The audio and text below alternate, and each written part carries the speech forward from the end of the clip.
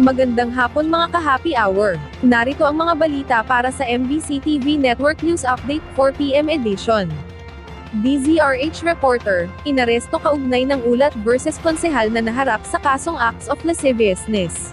Yan ang MBC TV Network News ni Dustin Bayog. Inaresto ang batikang mamamahayag ng DZRH kaugnay umano sa pagbalita tungkol sa isang dating colonel na ngayon ay konsehal ng Maynila na naharap naman sa reklamong lascivious conduct sa isang menor de edad. Nangyari ang pag-aresto kay Misael Boy Gonzales Jr. kahapon habang nasa labas ng Department of Justice Building sa Maynila. Kasunod ang inihayang reklamo ni Councilor Rosalino Ibay Jr. na mahiwalay na reklamong pamamolestya sa isang 17-year-old na babae. Paglabas ko ng DOJ, sakay na ako ng mobile, paalis na kami, papuntang office. Ang nangyari, may inamarag sa amin yung 6 na polis, sabi may warag daw, binasaan ako ng warag. Ayon sa legal counsel ni Gonzales na si Atty. Rina Seco, nagugat ang reklamo dahil umano sa naging paglabag ng reporter sa Section 25 ng Data Privacy Act.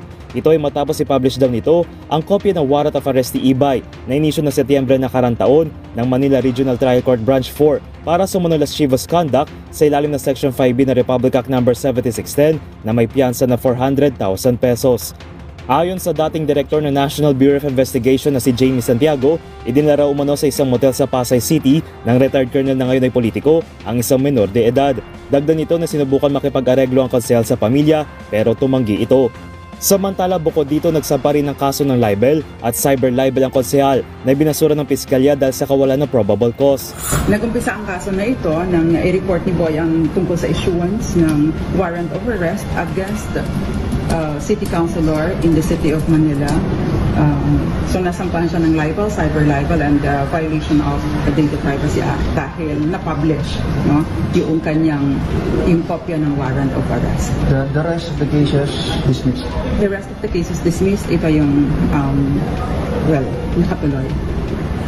Pero para rin kay Atty. Seco, isang bulagaan ang naturang pag-aresto dahil binasura na rin umano ang kaso na paglabag sa data privacy laban kay Gonzales ng Branch 30 ng Metropolitan Trial Court kung saan pending na lamang ang motion for reconsideration. Pero ang inihain sa reporter ay warrant mula sa Branch 20 ng Manila RTC. Meron yung lumabas sa amin kahapon or dumating yesterday na order from the city prosecutor. Sabi ay yung other party binibigyan ng 5 araw from receipt of the order para sagutin o mag-comment o mag-oppose doon sa aming motion for reconsideration. Kaya ito ay bulagaan.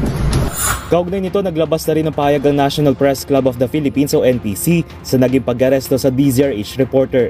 Ayon sa kanila, nakababahala ito sa posibleng epekto sa press freedom o kakayahan ng mga reporter na magbalita na may kinalaman sa mga public official na nasasangkot sa maling gawain. Dapat daw tiyakin ang due process at masiguro na may sasagawa pa rin ng bawat alagad ng media ang kanilang tungkulin na malayo sa takot at intimidasyon. Samantala ngayong araw ay nakalaya na si Gonzales matapos maproseso ang kanyang pagpiyansa. Para sa MBC TV Network News, ito si Dustin Bayog ng DZRH TV. Una sa Pilipinas, una sa Pilipino.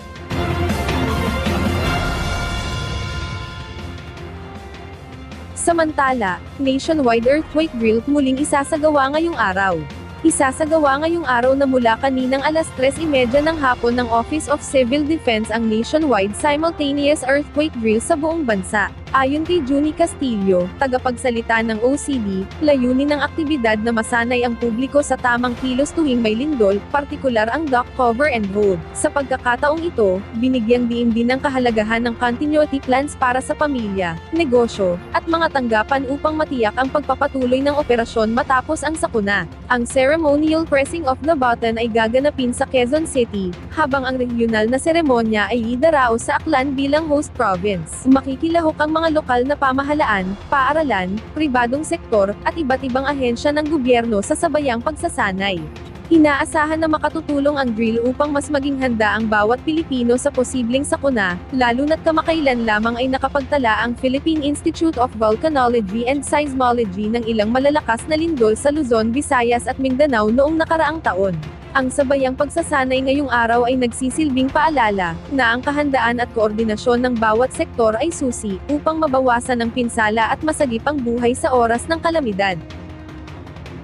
At yan ang mga balita para sa MBC TV Network News Update 4 PM edition. Abangan ang mga susunod na balitaan mamaya para sa 5 PM edition.